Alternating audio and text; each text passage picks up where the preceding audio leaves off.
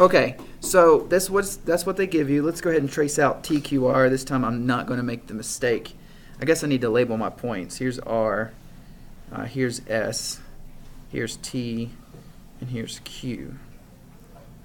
Okay, so TQR, being very careful here, would be this angle right here, which is the same as this arc. Remember, an angle and an arc are the same thing.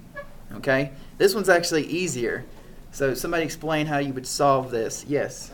You would add up 145 and 95 and subtract it by 360. Very good. The whole circle is 360. So to find that purple arc, just find 360, subtract 145 and 95.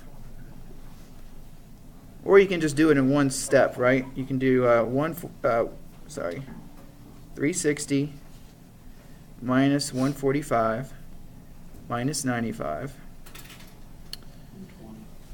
120, good job.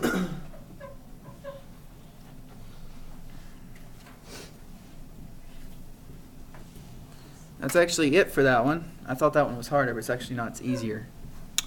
Okay, we're going to do one more. Do example 3. But again, we were solving for TQR, so this gives us TQR. You need to go back. I was going to ask what is the angle? Like, what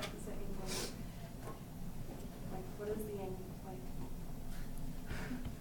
Like how it has. Okay, let's do number 3 next.